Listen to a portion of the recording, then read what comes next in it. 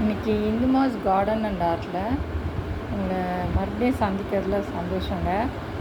இன்றைக்கி முதலாக சமையல் குறிப்பு ஆரம்பிச்சிருக்கேன். என்னடா அப்படின்னு ஆச்சரியப்படாதீங்க. காரணம் என்னென்னா, எல்லோரும் இந்த பொட்டேட்டோ ஸ்பைரல் ரோல் பற்றி சொல்லிகிட்டே இருந்தாங்க. நம்மளும் ட்ரை பண்ணலாம்னு நினச்சேன். இது பார்த்திங்கன்னா முதல்ல தப்பாக தான் வந்துச்சு. நான் எடுத்தது வந்து ஒரு சின்ன உருளைக்கிழங்கில் குட்டி உருளைக்கிழங்கு வாங்கிட்டு இருந்தேன். அதில் கொஞ்சம் பெருசாக இருக்குதா பார்த்து எடுத்தேன்.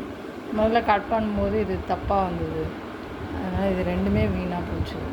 ஆனாலும் பொரிச்சிடலாம், ஒன்றும் பிரச்சனை இல்லை. பட் மற்றதெல்லாம் பார்த்திங்கன்னா ரொம்ப அழகாக வந்துருக்குங்க. இதுக்கு எப்படி கட் பண்ணோன்னா, நல்லா நேராக கட் பண்ணுங்கள்.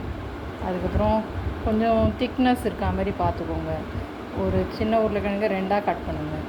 அப்புறம் இப்படி ஃபஸ்ட்டு நேராக கட் பண்ணிவிட்டு அதுக்கப்புறம் இப்படி க்ராஸில் கட் பண்ணிங்கன்னா இந்த மாதிரி வரும்.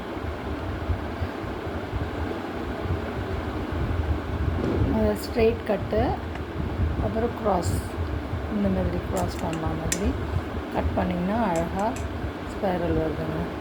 எப்படி வந்திருக்கு ஸ்பைரல் அப்படின்றது காமிக்கிறேன் பாருங்கள். எனக்கு வீடியோ வச்சுட்டு எடுக்க முடியல.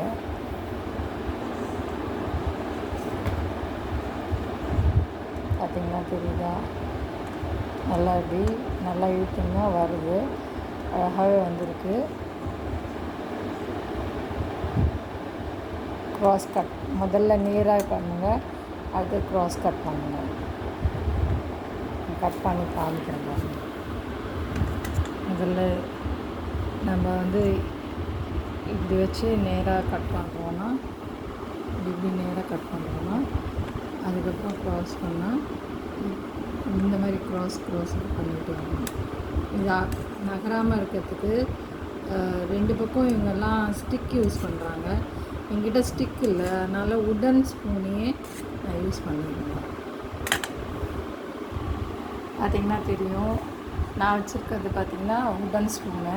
இது நகராமல் இருக்கிறதுக்காக இப்படி வச்சுட்டு நீங்கள் கட் பண்ணிங்கன்னா ஈஸியாக வந்துடும். அப்புறம் என்ன, கட் பண்ணி முடிச்சாச்சு.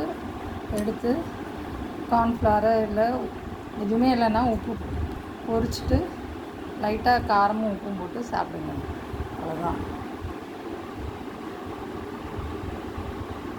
நல்லாவே வந்திருக்குங்க.